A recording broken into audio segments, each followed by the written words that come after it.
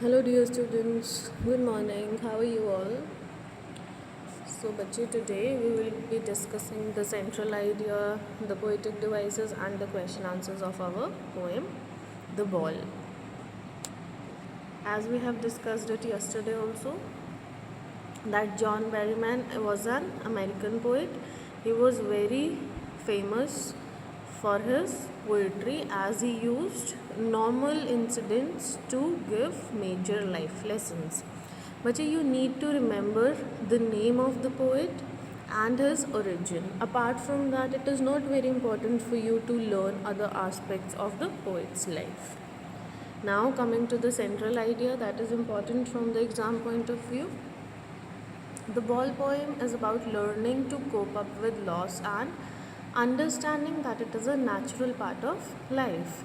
ये जो ball poem है हमें क्या सिखाती है कि हमें जो भी लॉस होता है उसके साथ कोप अप कैसे करना है, हम उस इनएविटेबिलिटी को कैसे अंडरस्टैंड कर सकते हैं कि जो लॉस है वो तो नॉर्मल पार्ट है लाइफ का, it is bound to happen, there is nothing that we can do to avoid it, right. The poet uses the boy's experience of losing his ball to show how people must accept and move on from loss even when it feels painful.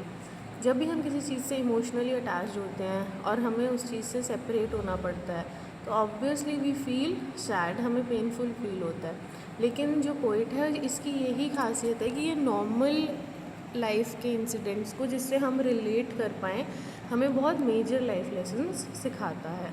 तो इस poem में भी poet ने उस बच्चे का experience use किया है जिसकी बॉल गुम जाती है और हमें क्या लेसन दिया है कि हमेशा मूव ऑन कर लेना चाहिए अपने लॉसेस से, चाहे वो कितना ही पेनफुल क्यों ना हो, because holding on to something is more painful than releasing it.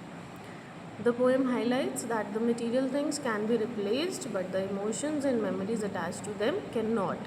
हमने ये भी सीखा था कि मटीरियलिस्टिक थिंग्स जो है, मनी इज़ एक्सटर्नल, वो उस चीज़ों को दोबारा खरीद सकती है, लेकिन जो इमोशंस हैं, जो मेमोरीज़ हैं उसके साथ अटैच्ड वो उसको नहीं वापस ला सकती. For example, if you lived in a house for 10 years and due to XYZ circumstances you have to change, you have to shift from that house, so the pain of the loss of the memories would be more than actually shifting. पैसे से आप नया घर खरीद सकते हो, new जगह shift हो सकते हो, लेकिन आपकी जो पूरी चाइल्डहुड की मेमोरीज हैं आप उनको वापस उस घर से नहीं लेके जा सकते हो, right. Now coming to the structure, बच्चे we have seen that the poem is written in free verse. Free verse क्या होता है? जब कोई भी राइम स्कीम फॉलो नहीं होती है, जब किसी भी मीटर में पोएम लिखी गई नहीं होती है. और फ्री वर्स मॉडर्न पोइट्री में बहुत कॉमनली यूज़ हो रहा है बिकॉज इट सेज़ कि हम अपने एक्सप्रेशंस को मोर क्लियर एक्सप्रेस कर पाते हैं, हमारे ऊपर कोई बाउंडेशन नहीं होती है कि हमें कोई राइम स्कीम फॉलो करनी है. अब ये 4 स्टैंजाज में है, सबकी लेंथ डिफरेंट है और पोएम किसके पर्सपेक्टिव से लिखी गई है? ऑब्जर्वर के. ऑब्जर्वर कौन है? हमारा पोएट, जो कि एक बच्चे को देख रहा है और उसके इमोशंस को रिफ्लेक्ट कर रहा है, हमें बता रहा है कि क्या वो बच्चा फील कर रहा होगा और क्या लेसन्स सीखे होंगे. Meaning, the poem is about a young boy losing his ball and experiencing grief for the first time. Grief mean sadness. छोटे बच्चे को नहीं पता होता है कि व्हाट इज़ सैडनेस, बट जब उसका कोई खिलौना टूट जाता है, उसकी कोई चीज़ गुम जाती है, तब उसको फील होता है कि oh there is something like sadness also. तो same thing is happening with the boy. Main message क्या है? That loss is a natural part of life and learning to cope with it is important for emotional growth. If we hold on to something, अगर हम किसी चीज़ को hold on करके रखेंगे तो हम कभी भी grow नहीं कर पाएंगे. The best thing is to release that particular emotion for us to grow emotionally and journal in life as well. Poet हमें क्या बता रहा है कि मटीरियलिस्टिक थिंग्स को हम इजीली रिप्लेस कर सकते हैं. अगर किसी का फ़ोन टूट गया, गुम गया, तो न्यू फ़ोन आ सकता है, लेकिन उस फ़ोन के साथ जो मेमोरीज अटैच्ड होंगी कि ये मेरा फर्स्ट फ़ोन था, इसको लेके मैं वहाँ गया था, मैंने अपने मेरे फ्रेंड ने मुझे ये गिफ्ट किया था, तो वो सब मेमोरीज वापस नहीं आ सकती. But emotions and memories attach to them can not. वो चीज़ें कभी भी वापस हम दूसरी चीज़ से फील नहीं कर पाते.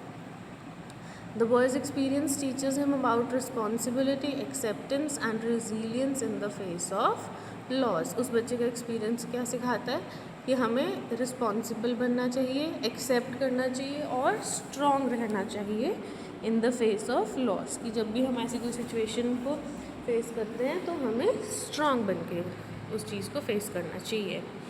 Now I assigned you homework that you have to do the poetic devices. So let's see if you have done them right or not. The first is imagery. This is very, very prominent in the poem. Merrily bouncing down the street and then. ना poet ने कैसे एक image हमारे mind में create करने की कोशिश की है कि हैप्पीली डांस करते करते वो बॉल पहले स्ट्रीट में गिरती है और फिर जो ओशन में, हार्बर में चली जाती है. सेकेंड personification भी सेम है, merrily bouncing. Now ball is not supposed to be happy because it is an object and not a human. The happiness, the quality of happiness is for human being. तो non human चीज़ों को human qualities देख के personification poetic device का use किया गया. Repetition. what is he to do, how to stand up. अब देखो बच्चे की कन्फ्यूजन को और एम्फेसाइज करने के लिए, उसको और विविडली पोर्ट्रे करने के लिए बार बार व्हाट का यूज़ हुआ है, हाउ टू स्टैंड अप का यूज़ हुआ है. तो रेपिटेशन तब करता है पोइट जब उसको किसी चीज़ पे ज़्यादा फोकस करना हो, ज़्यादा एम्फेसाइज करना हो. Next is anaphora. एनाफोरा क्या होता है? स्टार्टिंग ऑफ लाइन में जब हम रिपीट देखते हैं किन्हीं वर्ड्स को, जैसे what is the boy now who has lost his ball, what is he to do. अब what बार बार रिपीट हो रहा है ना, तो इट इज़ एनाफोरा. एलिट्रेशन में कॉन्सोनेंट साउंड की रेपिटेशन होती है, तो balls will be lost always, little boy, B sound. Next you can skip. Come to enjambment means jumping to the next line without any punctuation. Next is metaphor. Metaphor is comparison of two unlikely things in a world of possessions. That means it is representing the reality of adult life where people must take responsibility and deal with loss. We are not always ready for loss. हम कभी ये थोड़ी ना सोच के जाते हैं कि ठीक है अब हम जा रहे हैं तो कुछ चोरी हो जाएगा, कुछ गलत हो जाएगा, कुछ टूट जाएगा. This is not how we think. तो हम जिस चीज़ों को नहीं सोचते लेकिन उन्होंने होना ही होना है. We have to deal with the loss of something, right. So these were the poetic devices used in the poem. Coming to the question answers, the first question says, why does the poet say, I would not intrude on him, why doesn't he offer him money to buy another ball?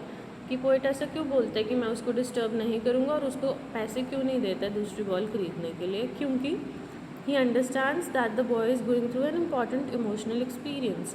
क्योंकि poet को ये बात समझ आती है कि जो poet है वो एक इमोशनल जर्नी के थ्रू गो थ्रू हो रहा है, और वो जर्नी क्या है? टू लर्न अबाउट लॉस के बारे में सीखने की. और ये ऐसी चीज़ है जो हमें फील करनी पड़ती है. The loss of something can be felt. अगर कि आपके for example your friend has lost his watch, तो जो उसको पेन फील होगा वो सेम पेन आपको फील नहीं हो सकता.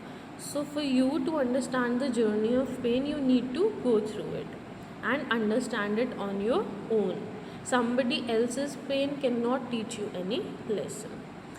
The poet doesn't offer him money to buy another ball because the boy's sadness is not just about losing a ball. It is about realizing that some things cannot be replaced once lost. And which things the poet is talking about? Emotions, the emotions and the attachments. Next question. Staring down all his young days into the harbor, do you think the boy has had the ball for a long time? Is it linked to the memories of days when he played with it? अब हमें lines देके पूछा गया आपको ये लगता है कि उस बच्चे के पास वो बॉल काफ़ी टाइम से थी, और क्या ये बॉल उसके बचपन की यादों के साथ जुड़ी है? तो obviously if the boy is sad because he lost his ball, it means it is his childhood ball. Yes, it seems the boy has had the ball for a long time and it is likely linked to his memories of childhood. हमें ऐसा लगता है कि वो उसकी ball जो है उसकी बचपन की यादों के साथ जुड़ी है. जो ये फ्रेज़ यूज़ किया है कि उसके यंग डेज हार्बर में गिर गए, ये क्या सजेस्ट करता है कि बॉल सिर्फ एक टॉय नहीं था, वो हैप्पी मोमेंट्स का एक अमेलगमेशन था, उसके एक्सपीरियंसेस का, उसके हैप्पी मोमेंट्स का, जो डेज़ अब उसकी लाइफ में कभी वापस नहीं आ सकते हैं। और बॉल वर्ड जो है वो किस चीज़ को सिंबलाइज कर रहा है? अटैचमेंट टू हिज पास्ट, जो भी उसकी चाइल्डहुड मेमोरीज में पास्ट के साथ अटैचमेंट्स थी। What does in the world of possessions mean? इसका क्या मतलब है जो उसने पोइट ने लाइन यूज़ करी, in the world of possessions? इसका मतलब है मटीरियलिस्टिक थिंग्स, जैसे कि जो लोगों की ओनरशिप होती है, जैसे कि टॉयज़, मनी, या आपकी गाड़ी, आपका घर, आपके कपड़े, आपका सामान, वो सब आपकी पोजेशन है, आपकी बिलोंगिंग्स हैं। In the poem, the boy is beginning to understand that in this world, objects can be lost. अब बच्चे को ये चीज़ समझ आ गई है कि अगर मैं ज़िंदगी में आया हूँ तो चीज़ें घूमेंगी, and once they are gone they often can not be replaced. और एक बार अगर कोई चीज़ घूम जाती है तो बहुत ईजी नहीं है उस चीज़ को रिप्लेस करना। Your old friends can not be replaced with the new ones, because those memories can not B recreated with the new ones. जो आपके किंडरगार्टन के फ्रेंड्स होंगे, आपके प्राइमरी फ्रेंड्स होंगे, जो अब सिटीज़ शिफ्ट कर चुके हैं, इधर उधर जा चुके हैं, अब आप वो सब छोटे होने की, बचपने की मेमोरीज़ दोबारा अपने इन वाले दोस्तों के साथ तो नहीं ना जी सकते हो। तो जो लॉस होता है ये बहुत डिफ़िकल्ट होता है रिप्लेस करना। It not only highlights the reality that life involves owning things but also losing thing. यही ज़िंदगी का सच है कि अगर आपके पास कोई चीज़ है, कोई इंसान है, तो उसको खोना भी एक part and parcel of life है। Do you think the boy has lost anything earlier? Pick out the words that suggest the answer. क्या आपको ऐसा लगता है कि उस बच्चे ने इस बॉल को खोने से पहले कुछ खोया था? No, we don't think so, कि उसको ऐसा कोई लॉस पहले हुआ था। Why? Because it is the boy's first encounter with loss. बोला ना, he senses first responsibility for the first time in his life, he is experiencing something that is called pain. तो वो उसका फर्स्ट हैंड एक्सपीरियंस है और उससे उसको समझ आया है रिस्पॉन्सिबिलिटी का क्या मतलब होता है, और हमें उस रिस्पॉन्सिबिलिटी से कैसे खुद को पूरा प्रॉपर डेवलप करना है और लॉस से कोप अप करना है। How to deal with it? not to crib about it and be okay with it. What does the poet say the boy is learning from the loss of the ball? Try to explain this in your own words. Poet क्या कहना चाहता है कि boy क्या सीख रहा है उस बॉल के लॉस से, इसको एक्सप्लेन करते हैं। The poet says that the boy is learning an important life lesson from the loss of ball. अब बच्चे देखो, बॉल कितनी इनसिग्निफिकेंट सी चीज़ है, मतलब बहुत कम पैसों में आने वाली चीज़ है, कोई बहुत मेजर चीज़ नहीं है। तो पोइट ने एक छोटी सी चीज़ का यूज़ करके हमें एक बहुत बड़ा लाइफ लेसन दे दिया। क्या? To understand that loss is a natural part of life and some things can not be replaced once lost. कि जो लॉस है वो हमारा पार्ट ऑफ लाइफ है, और कुछ चीज़ें जब एक बार गुम जाती हैं तो हमें उनकी रिप्लेसमेंट नहीं मिलती है।